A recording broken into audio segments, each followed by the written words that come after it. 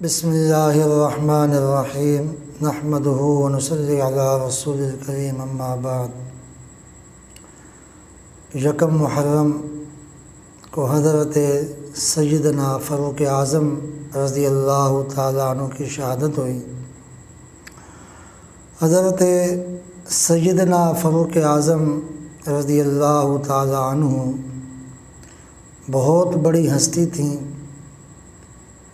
اللہ تعالیٰ نے ان کے ذریعے سے اسلام کو بہت زیادہ مضبوط فرمایا اور ان کے ذریعے سے اسلام نے خوب ترقی کی،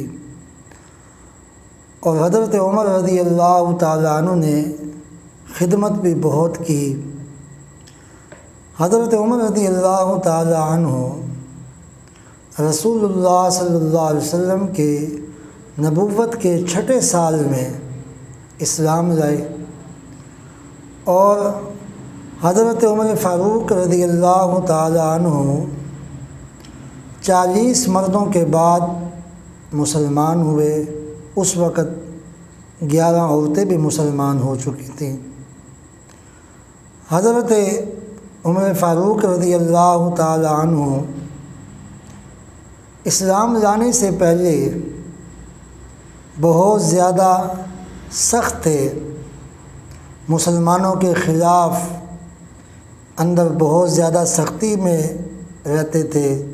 ہر وقت مسلمانوں کے اوپر ان کو غصہ رہتا تھا، اور آپ صلی اللہ علیہ وسلم نے دعا مانگی کہ یا اللہ، حضرت سیدنا فاروق اعظم رضی اللہ تعالیٰ عنہ کے ذریعے سے اسلام کی تو مضبوطی فرما، اسلام کو مضبوط فرما۔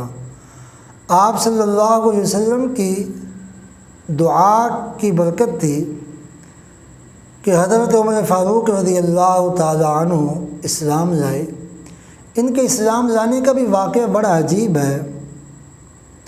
اسلام لانے کا واقعہ اس طرح بنا کہ ابو جہل نے حضرت عمر فاروق رضی اللہ تعالیٰ عنہ کو اس چیز پر ابھارا کہ آپ نعوذ باللہ العیاذ باللہ حضور صلی اللہ علیہ وسلم کو قتل کر دیں۔ حضرت عمر فاروق رضی اللہ تعالیٰ عنہ اس ارادے سے چل پڑے۔ جاتے جاتے راستے میں ایک صحابی رسول صلی اللہ علیہ وسلم سے ملاقات ہوئی، تو انہوں نے پوچھا کہ عمر کہاں جا رہے ہو؟ تو کہنے لگے کہ میں آج یہ سارا معاملہ ختم کرنے جا رہا ہوں۔ کس چیز کا معاملہ؟ انہوں نے کہا میں مسلمانوں کے نبی کو قتل کرنے جا رہا ہوں۔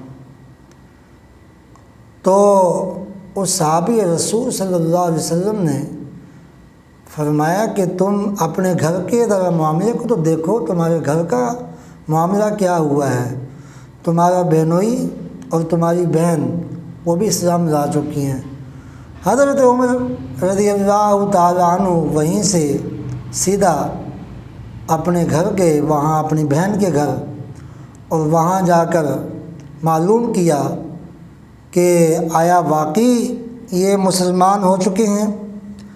تو حضرت عمر فاروق رضی اللہ تعالیٰ عنہ نے جب بہنوئی سے پوچھا تو انہوں نے کہا ہاں ہم مسلمان ہو گئے ہیں۔ بہت زیادہ مارا پیٹا، حتیٰ کہ بہن سامنے آ گئی۔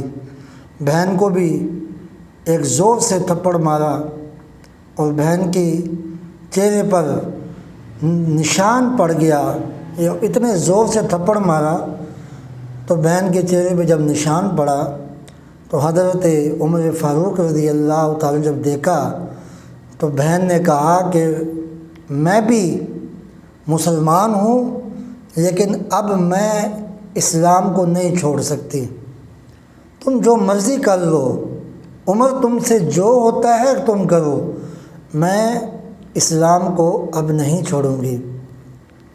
اللہ کی شان، حضرت عمر فاروق رضی اللہ تعالیٰ نے جب دیکھا کہ ہمشیرہ جو ہے وہ ڈٹ گئی ہیں، تو کہا کہ اچھا چلو بتاؤ، تم جو قرآن پڑھتے ہو، قرآن جو نازل ہوا ہے بتاؤ ذرا مجھے بھی دو۔ ایک صفحے پہ آیات لکھی ہوئی تھی سورۃ طٰہٰ کی، تو حضرت عمر فاروق رضی اللہ تعالیٰ عنہ نے فرمایا کہ مجھے دو۔ تو بہن نے کہا کہ تم ناپاک ہو، پہلے پاک ہو جاؤ، یہ قرآن کی آیات ہیں اور آپ اس کو ناپاکی کے حالت میں آپ ہاتھ نہیں لگا سکتے۔ حضرت عمر فاروق رضی اللہ تعالیٰ عنہ نے جب آیات سنی تو ان کے دل پہ اتنا اثر پڑا، سورۃ طٰہٰ کی جب چند آیات سنی تو دل پہ اثر ہوا، پاک صاف ہوئے، نہائے دھوئے۔ تو جب پاک صاف ہو کر پھر کہنے لگے کہ اب مجھے لے چلو رسول اللہ صلی اللہ علیہ وسلم کے دربار پہ کہ میں مسلمان ہونا چاہتا ہوں۔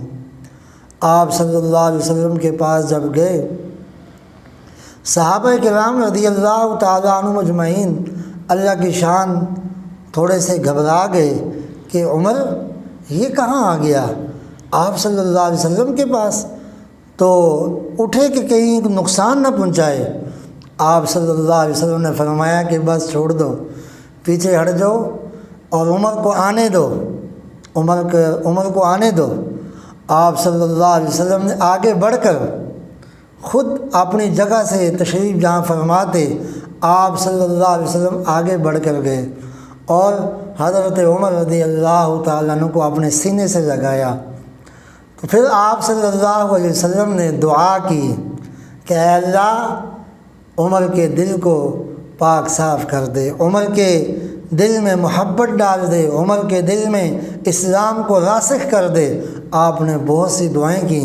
حضرت عمر رضی اللہ عنہ جب مسلمان ہوئے تو پھر آپ نے سب سے پہلے آپ نے کعبہ میں نماز پڑھی اور آپ نے فرمایا کہ اے مسلمانوں، اب تم گھروں میں چھپ کر نماز نہ پڑھو، اب تم آؤ اور بیت اللہ میں جا کر اب نماز پڑھیں گے۔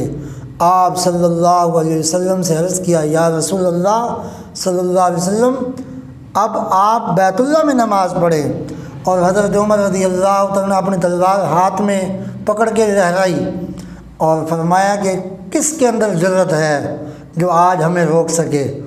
چنانچہ حضرت عمر رضی اللہ جب مسلمان ہوئے تو بہت زیادہ مسلمانوں کے اندر خوشی ہوئی، اور حضرت عمر فاروق رضی اللہ تعالیٰ عنہ نے ایک بہت زیادہ دین کی خدمت میں حصہ لیا۔